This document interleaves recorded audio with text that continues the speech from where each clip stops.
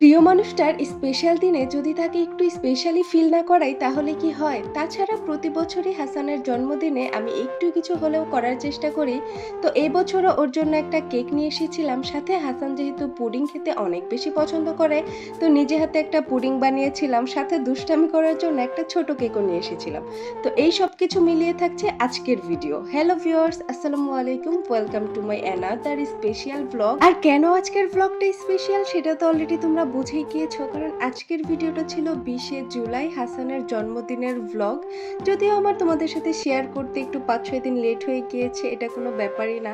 আর আমি আগে থেকে ভেবে রেখেছিলাম যে ওর জন্মদিনের দিন আমি এই লাল টুকটুকে শাড়িটা পরবো। আর এই শাড়িটা প্রায় আরো 1 থেকে 1.5 বছর আগে হাসানি আমাকে কিনে দিয়েছিল।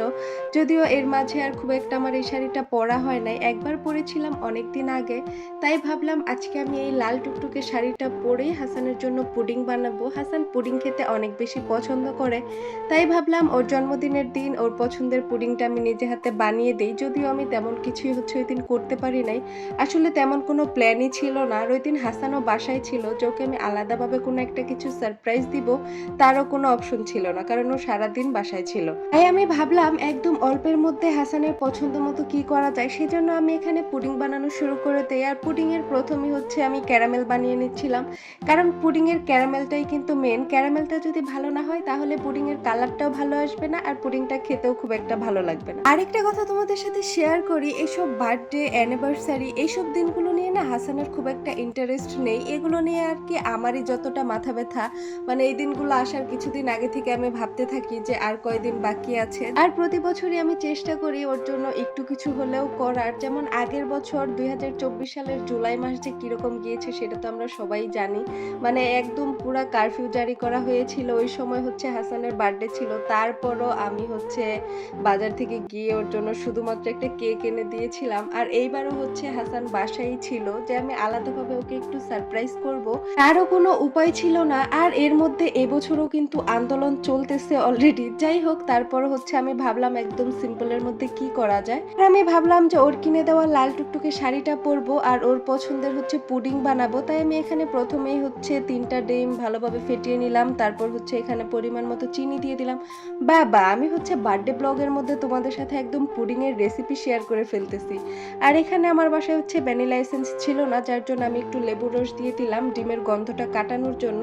তারপর আগে থেকে জাল করে রাখা দুধ দিয়ে দিলাম, আর একটা আমি গুঁড়া দুধের প্যাকেটও দিয়ে দিলাম। তারপর পুরো মিশ্রণটা আমি ভালোভাবে একটু মিক্স করে নিলাম। আর যে বাটিতে ক্যারামেল সেট করেছিলাম সেই বাটিতে পুরো মিশ্রণটা একটা ছাঁকনি দিয়ে ছেঁকে তারপর দিয়ে দিলাম। আর এখানে দেখতেই পারতেছো এখানে ডিমের তারপর দুধের সর কত কিছু রয়েছিল, সেজন্যই ছেঁকে দিতে হয়। আর ভাবলাম আজকে আমি এই পুডিংটা বসাবো রাইস কুকারে। সবসময় এমনিতে চুলাতেই বসিয়ে দেই, কিন্তু আজকে ভাবলাম যে রাইস কুকারে বসাবো।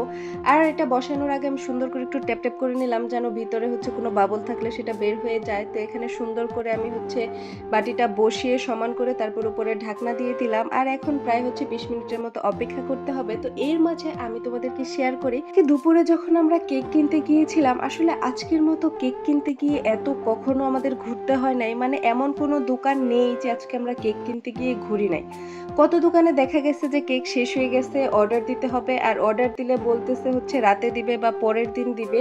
আর আমি যেহেতু চকলেট কেক নিব, আমাদের বাসায় মোটামুটি আমরা সবাই চকলেট কেকটা খেতে একটু বেশি পছন্দ করি, তাই লাস্টে না পেরে অর্ডার দিয়ে চলে আসতে হয়েছে। আর বলে এসেছিলাম যে 4টা থেকে 5টার মধ্যে যেন আমরা হাতে পেয়ে যাই। আর আসার সময় আমি এই ছোট্ট কেকটা নিয়ে এসেছিলাম, যে প্রথমে হাসানকে এই ছোট্ট কেকটা নিয়ে দিব, দেখবো রিয়েকশন কিরকম হয়।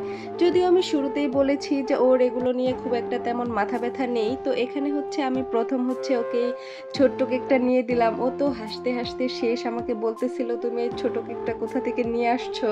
তো এখানে আমি বললাম যে এখান থেকে আনি, তুমি কেকটা এখন 4 ভাগ করে সুন্দর করে কাটো, আজকে আমরা এই কেকটা কেটেই তোমার বার্থডে সেলিব্রেশন করব।